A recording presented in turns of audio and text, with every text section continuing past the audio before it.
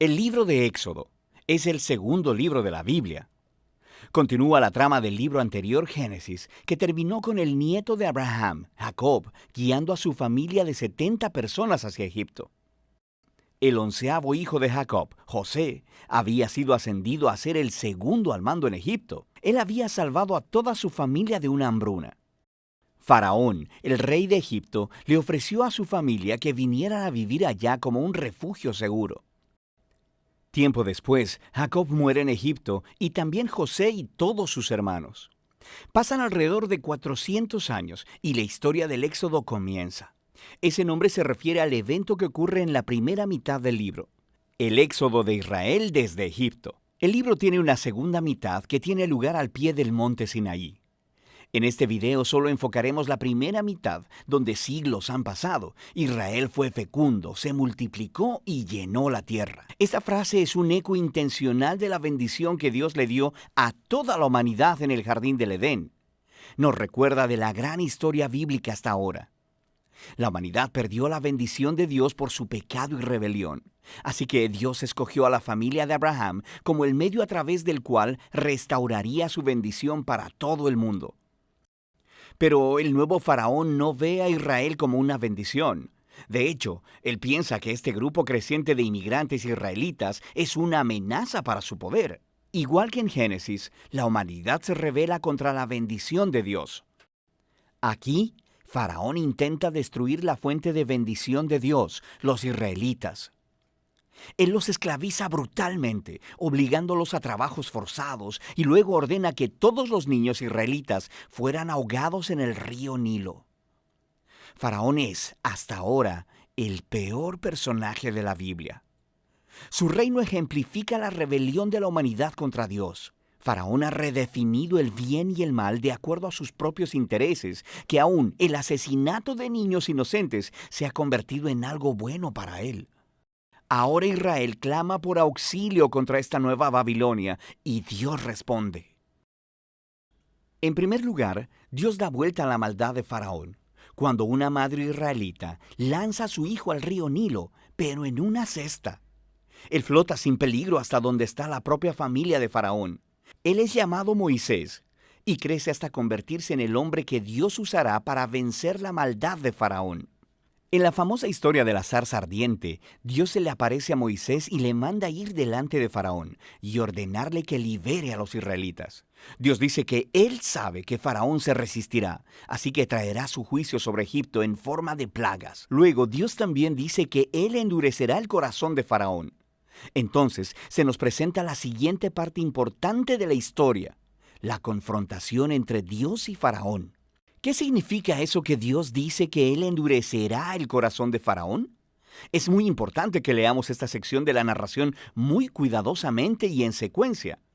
En el primer encuentro entre Moisés y Faraón, simplemente se nos dice que el corazón de Faraón se endureció. No hay implicación de que Dios hizo algo. En respuesta, Dios envía las primeras 5 plagas, cada una confrontando a Faraón y a uno de sus dioses egipcios.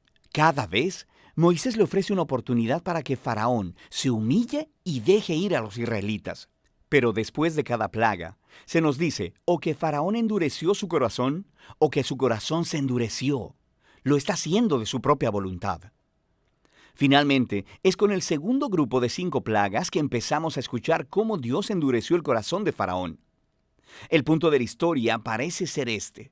Aunque Dios sabía que Faraón resistiría su voluntad, de todos modos Dios le ofreció todas estas oportunidades de hacer lo correcto. Eventualmente, la maldad de Faraón llega a un punto sin retorno. Quiero decir, hasta sus propios consejeros creen que él ha perdido la razón. Es en este punto que Dios toma las riendas y dobla la maldad de Faraón hacia sus propios propósitos redentivos. Dios atrae a Faraón hacia su propia destrucción, mientras salva a su pueblo. ¿Qué es lo que sucede después? Con la plaga final es la noche de Pascua. Dios le cambió las cartas a Faraón. Así como él mató a los hijos de los israelitas, Dios matará a los primogénitos de Egipto con una plaga final. A diferencia de Faraón, Dios proveyó un medio de escape a través de la sangre del cordero. Aquí la historia se detiene y nos presenta en detalle el ritual anual israelita de la Pascua. En la noche anterior a la salida de Israel de Egipto, sacrificaron un cordero joven y sin mancha, y pintaron con su sangre los dinteles de las puertas de sus casas. Cuando la plaga divina vino sobre Egipto, las casas cubiertas con la sangre del cordero fueron pasadas por alto, y el hijo primogénito fue librado.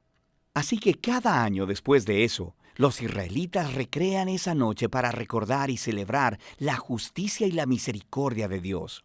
Pero Faraón, por su orgullo y rebelión, perdió a su propio hijo y es movido por fin a dejar en libertad a los israelitas. Los esclavos israelitas hacen su éxodo desde Egipto, pero en cuanto se fueron, Faraón cambió de opinión. Reunió a su ejército y persiguió a los israelitas para una última confrontación. Mientras los israelitas pasan a través de las aguas sin peligro alguno, Faraón se precipita hacia su propia destrucción. La historia del Éxodo concluye con la primera canción de alabanza en la Biblia. Se llama el Cántico del Mar.